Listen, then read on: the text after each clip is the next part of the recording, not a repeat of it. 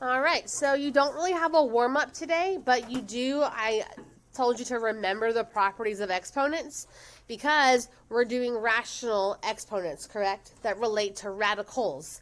So the properties of exponents is going to apply to rational exponents also, okay? They're still exponents, they're just fractions, okay? But they're going to follow the same rules. So looking over here, we have product of powers. So if I'm multiplying two like bases, I get to add their exponents together. If I'm dividing two like bases, this one, I get to subtract their powers. Remember doing this? Yes. Okay. If you have a power raised to another power, you get to multiply them together. If you have a product, so if you have two things being multiplied together, they both get the power. You can distribute the power through. Okay. We talked about negative exponents yesterday. They flip your fraction upside down. Zero exponents always result into the number 1.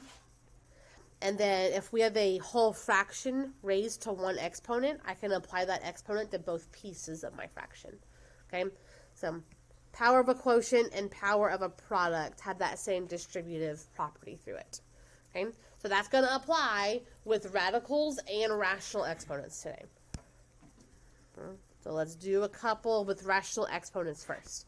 Okay, so part A, I have 7 to the power of 1/4 times 7 to the power of 1/2. I have like bases being multiplied, so what do I get to do with my exponents? I get to add them together. Something else we have to remember, when we add fractions, we need the same denominators. Yeah, so I can rewrite one of these. Which one?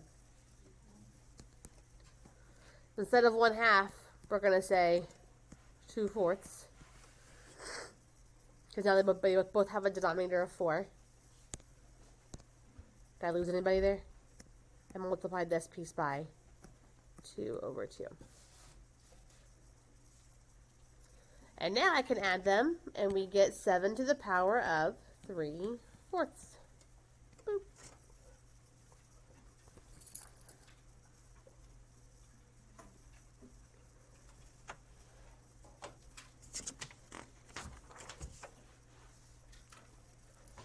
Is it coming back? Kind of? Y'all quiet. Okay. Okay, good times. My next one, we have 6 to the power of 1/2 times 4 to the power of 1/3, and then that's all being raised to the power of 2. So do we agree that this is a product? Yeah? 6 to the power of 1/2 and 4 times 4 to the power of 1/3. That is a product of two separate kinds of pieces. Okay? So I'm going to be able to distribute my 2 throughout both of them. So 6 to the 1/2 is going to get raised to the power of 2. And 4 to the power of 1/3 will also get raised to the power of 2.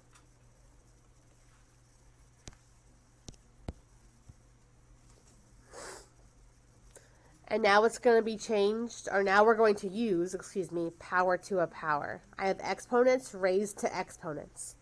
So when that happens, I get to multiply them together. So what is 1/2 times 2? Just 1. All right. And what's 1/3 times 2? 2/3. Like that. And that one's done. You cannot multiply them together. They are not like terms. They stay just like that.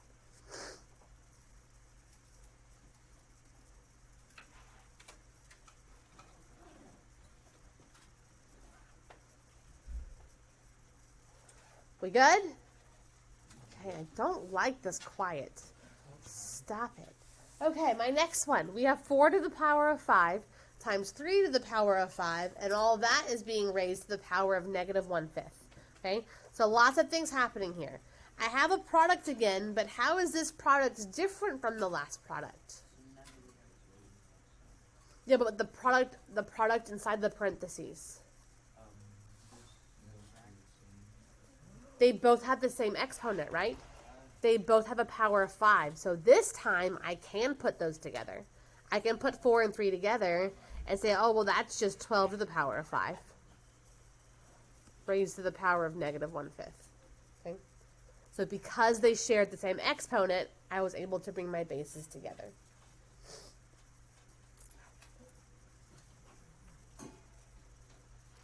And we're back to a power of a power. So if I do 5 times negative 1/5, what's my new exponent? Negative 1. Is that my answer? No. Joseph, say no. No. No. Negative exponents, it's an action, right? We got to drop it. So that becomes 1/12. Like that.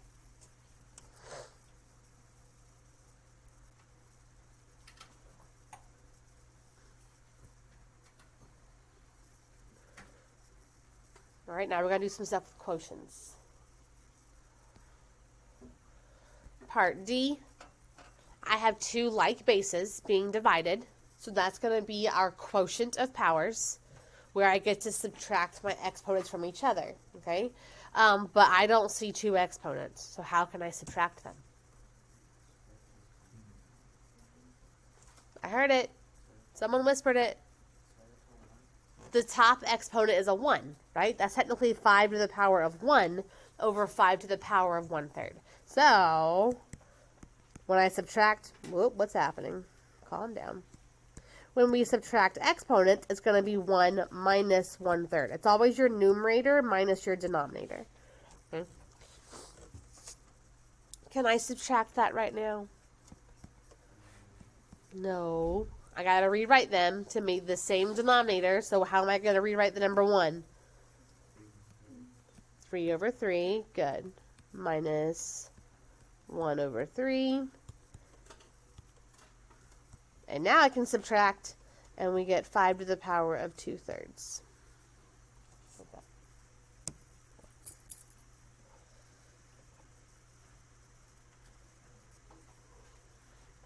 Bonus question.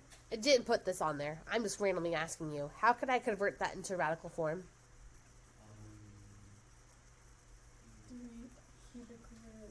Cubic roots. There you go. Yep, you're all saying it. Good. Just a little flashback from yesterday. If you were to convert that, that'd be the cube root of 5 squared. Good job.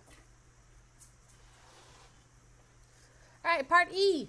I have 42 to the power of 1/3 over 6 to the power of 1/3, all being raised to the power of 2. All right, so this kind of follows a little pattern we saw in part C, where I'm dividing now, but they have the same exponent. So I can simplify this by putting 42 over 6 together, raise that to the power of 1/3, and then I can raise all of that to the power of 2. Why would I want to do that? Well, can I do 42 divided by 6? Yes, so it helps me. What is 42 divided by 6? 7. It is 7. So it becomes 7 to the power of 1/3 squared, which is now a power to a power. So I do 1/3 times 2, and we end up with 7 to the power of 2/3.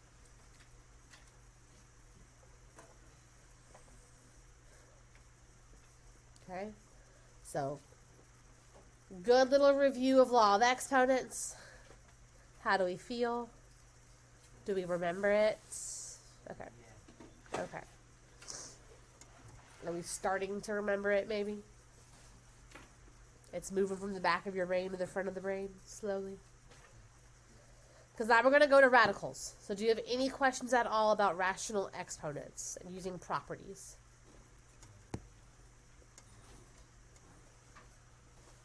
Okay. All right, well, we have properties of radicals, okay, where we can do the same thing. So my product property tells me if I have the same root, I can break a number apart as long as they each have the same root. So like if I had the square root of 12, I could rewrite that as square root of 4 times square root of 3. Right? Square root of 6 times square root of 2. So you can split it up if you need to. And then vice versa. If I have 2 radicals being multiplied together that have the same root, I can multiply them together under the one root together. Okay? Same thing with division. Okay, it's all about if they match. So in part A, I have the cube root of 12 times the cube root of 18. So because they both have a cube root, I can put this together under one cube root. So I can say that's the same thing as the cube root of 12 times 18. All right. What is the cube root? What is 12 times 18? I got ahead of myself. And then what is the cube root of 216? 6. Is it positive and negative 6? No, it's an odd root, right? So it stays the positive. If it was even, we'd have plus minus.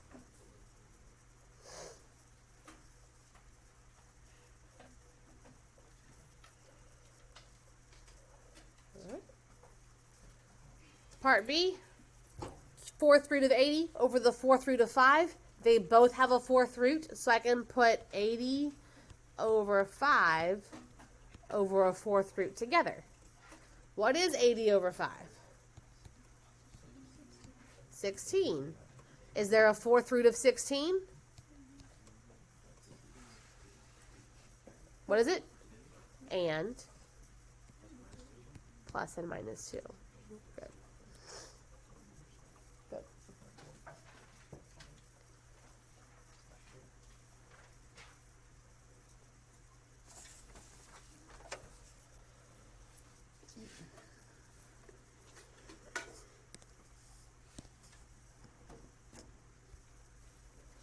All right, time to flip it over.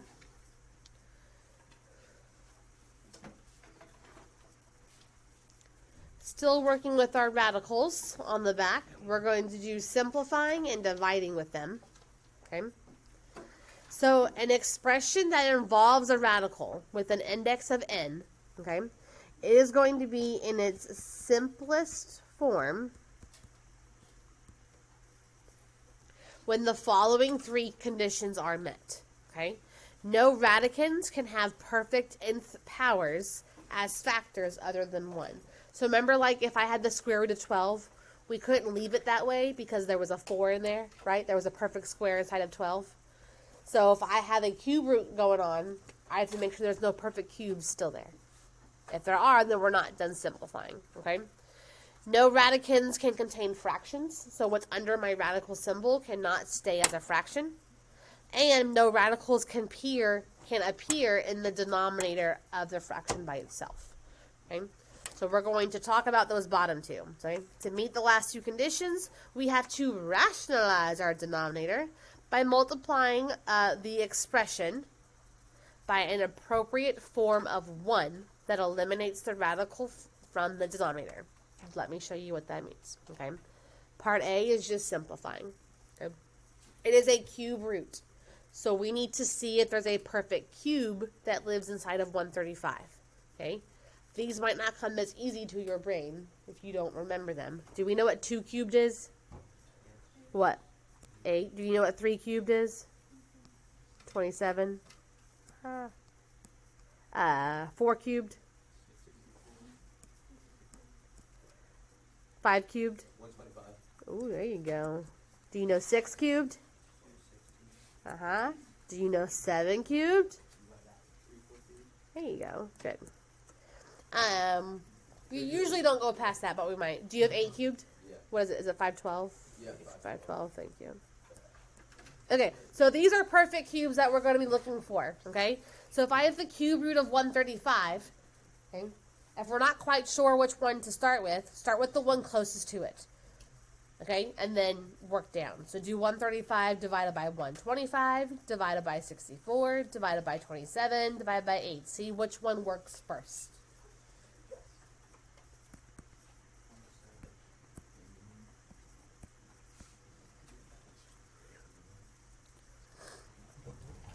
When you divide by 125, did it work? No. When you divided by 64, did it work? Nope. How about when you divided by 27? Yes. You got 27 and what? 9. I was like, I thought I got 5. Okay. What is the cube root of 27? It is 3. times the cube root of 5. Okay, that's why it's important to make sure that your root is tiny, because otherwise you're going to think you're multiplying by it. So make sure you keep it little. And doing the dot in between is a good indicator that we're multiplying 3 times the cube root of something else.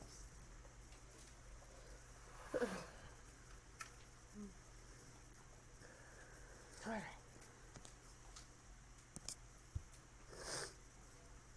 We go with simplifying of perfect cubes. All right. Part B has the fifth root of 7 over the fifth root of 8. All right.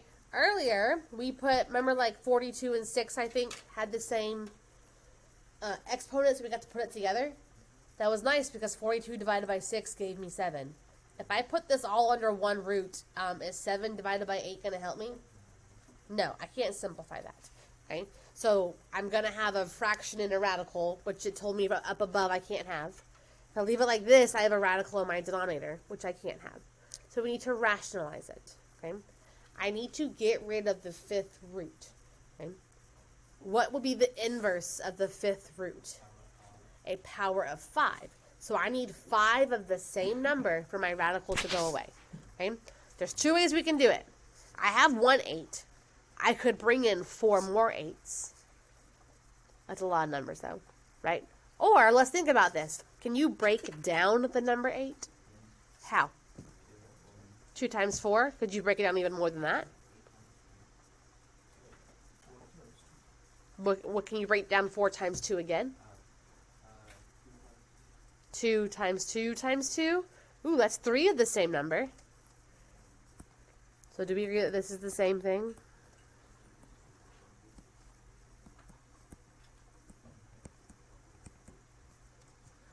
Yeah, is that the same thing? That's nice, because I need 5 of the same number. So what can I multiply to both pieces? I can do the fifth root. It has to be the same root, right? How many more 2's do I need? I need 2 more 2's.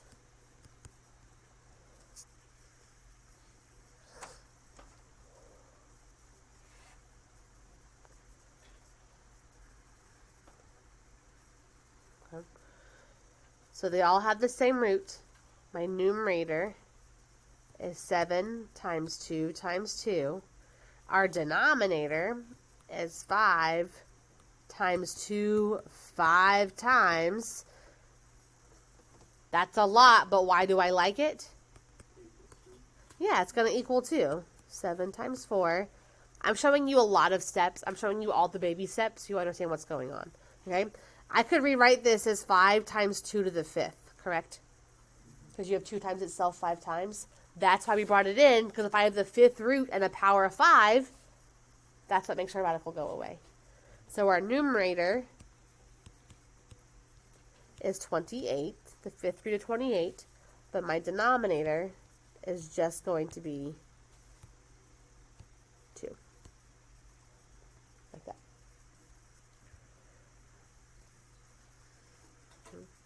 This is usually where I lose people. So if you are confused about what just happened, please speak up. I promise you're not alone.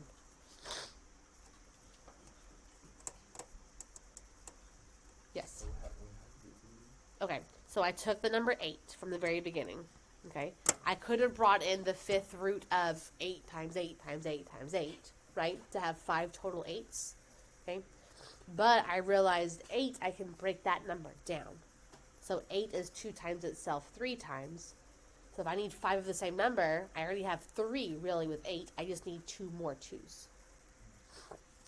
Because if I have 2 more 2's, now I have 5 of them being multiplied together, which is 2 to the 5th. And so now my power matches my root, so that can get that can make the radical go away. Okay. Thank you for asking. We good?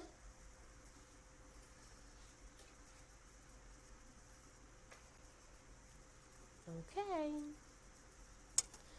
Moving on. Okay. When we are dividing, okay, For a denominator that is a sum or difference involving square roots, how do you think we're going to simplify those? What are we going to use?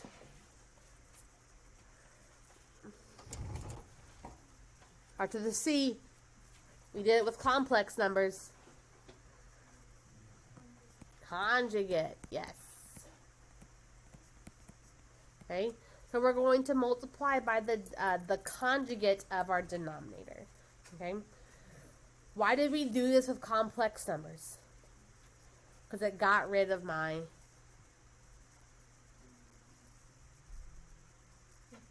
I, right? That's why we use it with complex numbers, because isn't I the square root of something? Can't have radicals.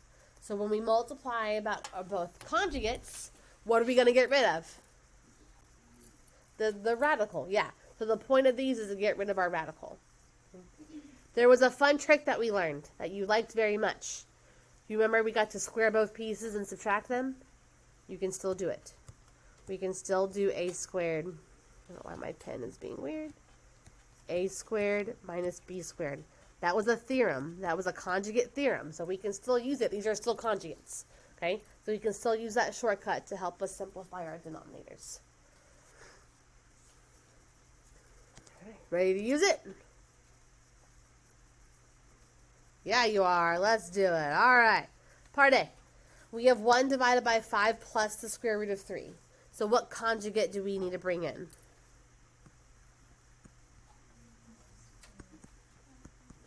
Five minus square root of 3. All right. So our numerator is 1 times 5 minus the square root of 3. Our denominator is 5 squared minus the square root of 3 squared.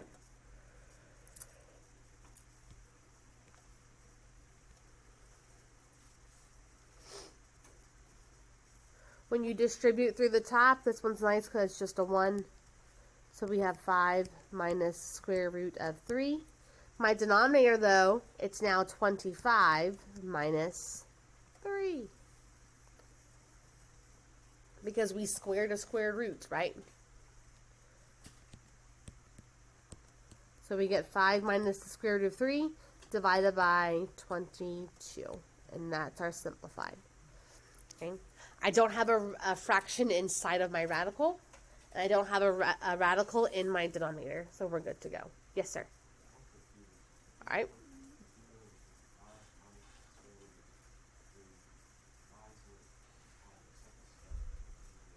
Uh-huh. So that's when I used this. So when we have 5 plus square root 3, 5 plus square root 3, your A is 5, and your B is the square root of 3. Because those were your conjugates. Like that. If you were to actually FOIL those out, the middle pieces are going to cancel out. Because they're conjugates. That's the rule of conjugates. So you're left with the first piece squared minus the second piece squared. Okay.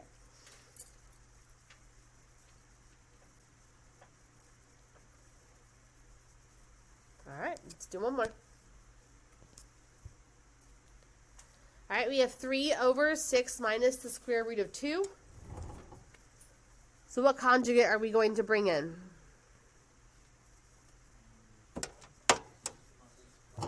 Good. 6. Yep, I didn't think so. 6 plus the square root of 2. Our numerator is 3 times 6 plus the square root of 2. Our denominator, since these are conjugates, I do my first piece squared minus my second piece squared. We're doing this instead of FOILing. But if you still want to multiply it out, go for it. So 6 squared minus square root of 2 squared. All right, when we distribute, 3 times 6 is 18. 3 times the square root of 2 is just 3 square root 2. Our denominator is 36. Oop, I thought of the answer. 36 minus 2, which is going to be 34.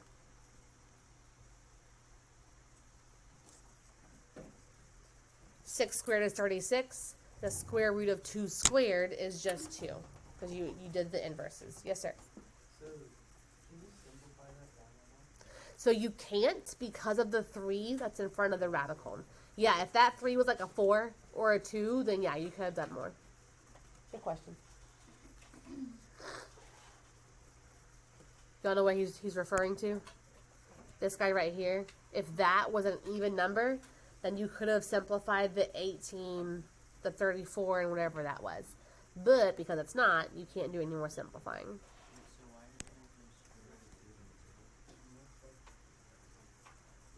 I don't know what you're talking about. It's always been a square root of 2. You're seeing things.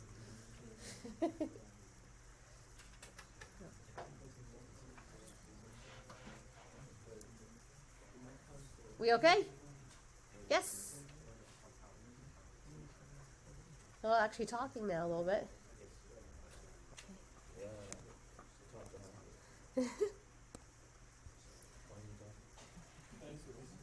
I'm almost done. If you can wait, just, okay. I promise you this part's quick.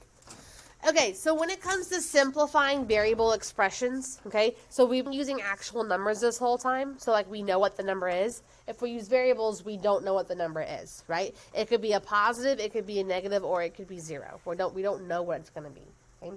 So there are certain rules that these variables have to follow, okay? If I do an odd root, okay, when n is odd and it matches that same odd power, then your result, we talked about it earlier, it stays the same. So like the 7th root of 5 to the 7th is going to stay 5. Okay, the 7th root of negative 5 to the 7th stays negative 5. So that's not anything special.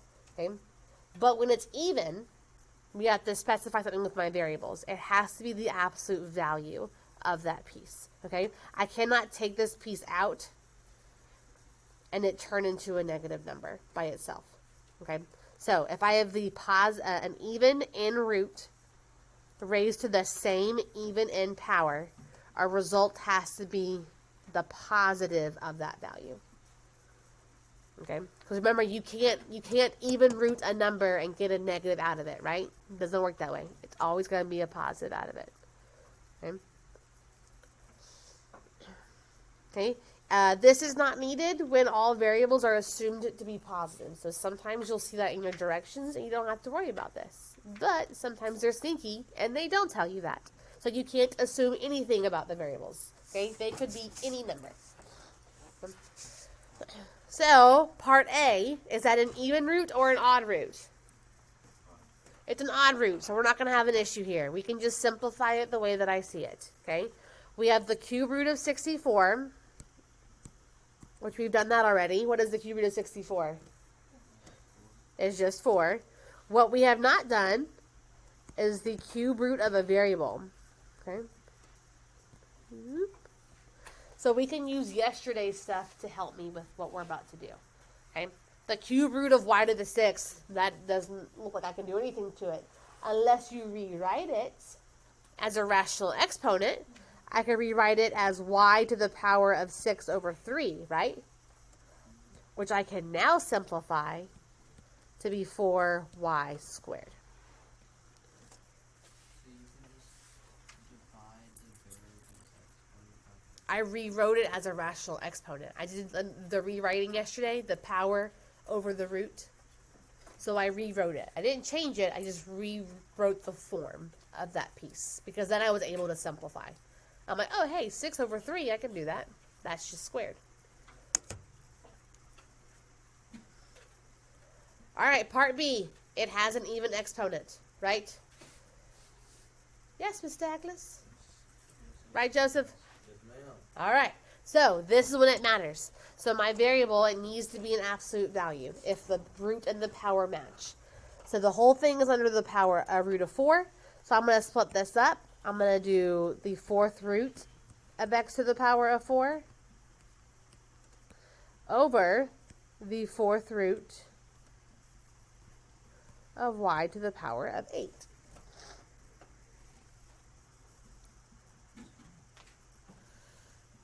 Right. See how my root and my power are the same? So they do cancel each other out, but we have to specify that it has to be the absolute value of that x. Okay? I cannot do this and get a negative out of it. Our denominator is being a little sneaky. Don't be tricked. Okay? 4 and 8 are not the same, but I could rewrite this as the fourth root of y squared to the power of 4. So now my root and my power do match each other. Okay. So when they cancel out, I'm left with y squared. Can y squared ever be a negative number?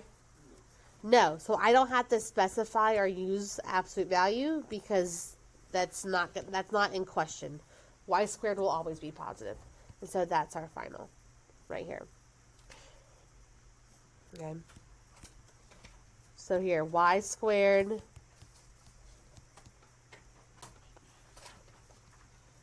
will always be positive.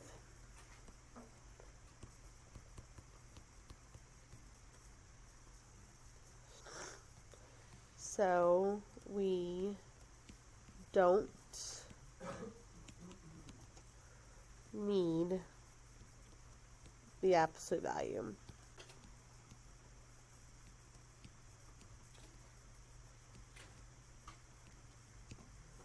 There you go. Yeah? Yes. So I rewrote y to the power of 8 as y squared to the power of 4. So I did the reverse power to a power because then my root and my power match. So I have the 4 root and the 4 power right here that I'm able to cancel out and have y squared left over. Yes, ma'am. Do you also just take y to the power of 8 over 2? You mean like 8 over 4, you mean? Yeah. To get y squared? You can. The thing you gotta be careful about is because you got y squared in this process, that's how you know you don't need the absolute value of it. So as long as you just still recognize that. So when this does simplify and you get y squared, that's always going to be positive. I don't need absolute value bars. So you can still do it that way. It will still give you y squared, which is still always a positive number. So you don't need absolute values. I just wanted them to look the same way. But yeah, it means the same thing and you can do it that way.